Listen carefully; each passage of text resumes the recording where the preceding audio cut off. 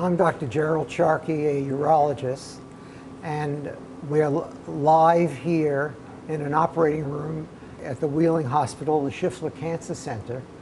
We're going to view a live procedure of brachytherapy so that patients who are considering brachytherapy as an option will see exactly what they're going to be going through, so that patients can learn what a minimally invasive and effective treatment it is.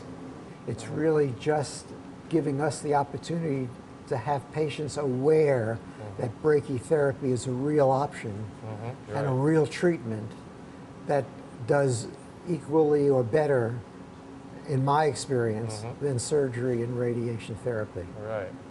What's happened this year for the first time is that in the treatment of prostate cancer is the American Urologic Association, which are mainly urologists, have put brachytherapy up there with surgery and radiation therapy as one of the three standard options that has enough experience and long-term results to show that it's equivalent or better as a curing procedure and being minimally invasive.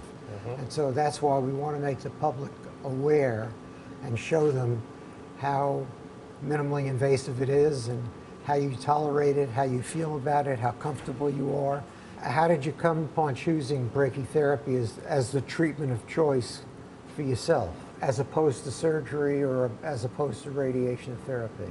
And my family doctor found that I had a swelling on my prostate. You felt the lump?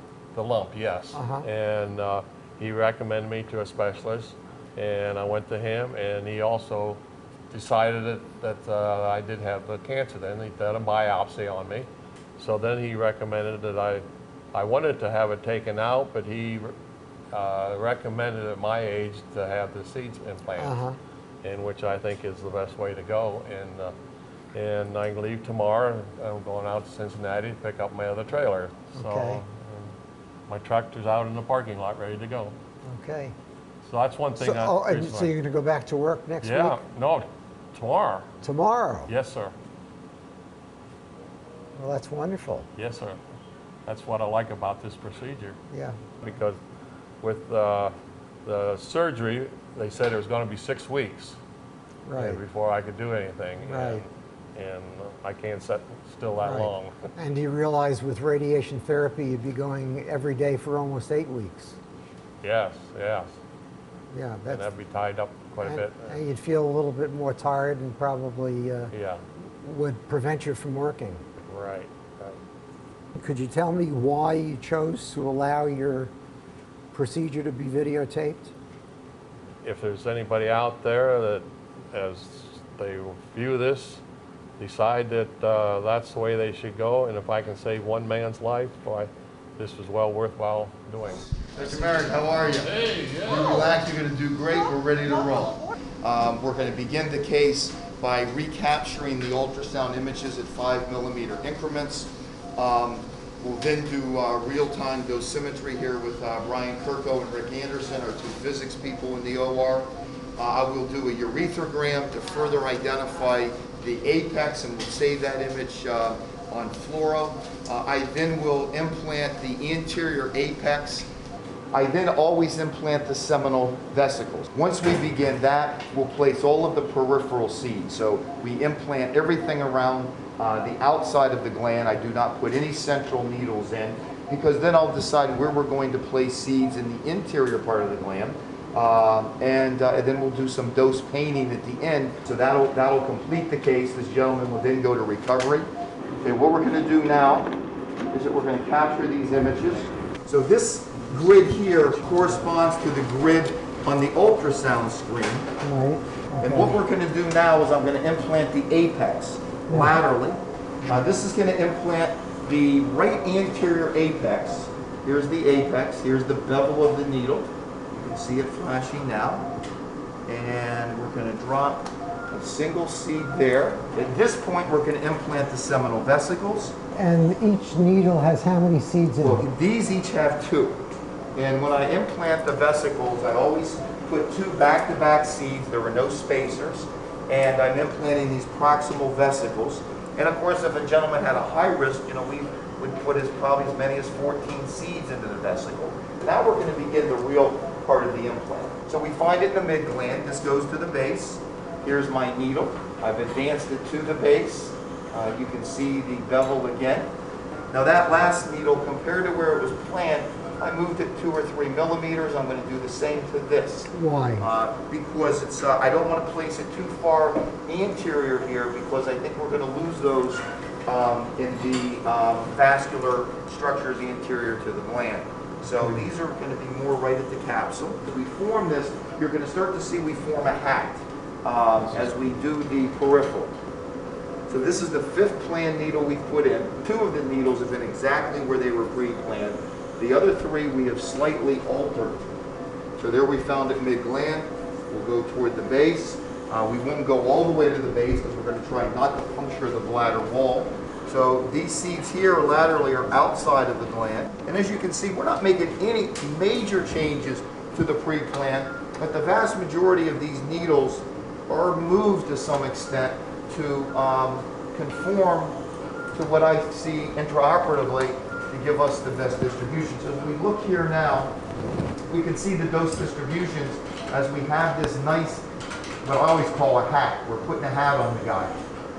And that's where we stand now. And we'll pay much more attention to that as we do all the periphery. So we're continuing to go around the periphery of the gland.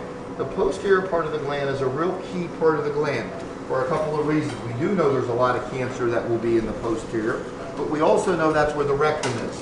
And we surely don't want any rectal morbidity. And rectal morbidity can occur with all procedures, including radical prostatectomy, external beam, cryotherapy, brachytherapy.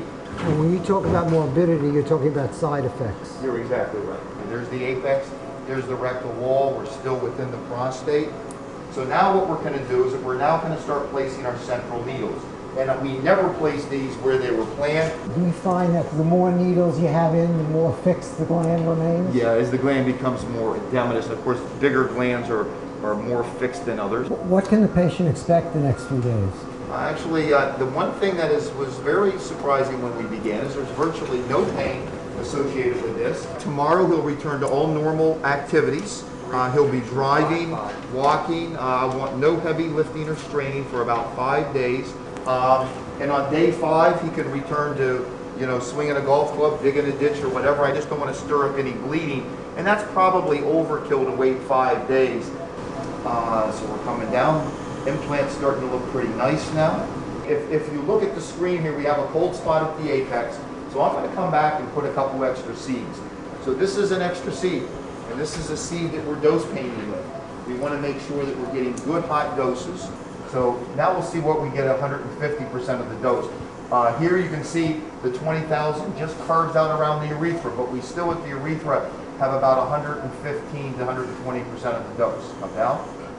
Again, this is basically 150% with sparing of the rectum, come on, and sparing of the urethra. So I'm very pleased, and this gentleman should have an outstanding prognosis. Let's turn on the lights. Part of the beauty of this procedure is that we're able to look at implant quality before we leave the OR.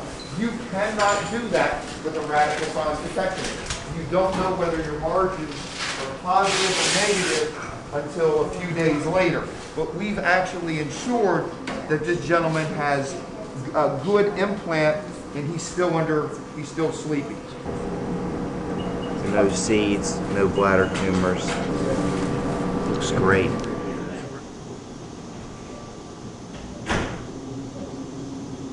Here comes the crew, man. Oh, here comes the crew. Yeah. But he did remarkably well. It was very uneventful. The distribution of the seeds looks great. My colleague, as you know, looked into the bladder afterwards. He had everything there look clear. So very, very smooth. And most importantly, his long-term prognosis is outstanding. Hi, Dean. Hi, Mr. Sharkey. It's nice to see you. Do you have any pain? No, not whatsoever. If I can save one man's life by viewing this and decide that this is the way to go, why, it's well worth it.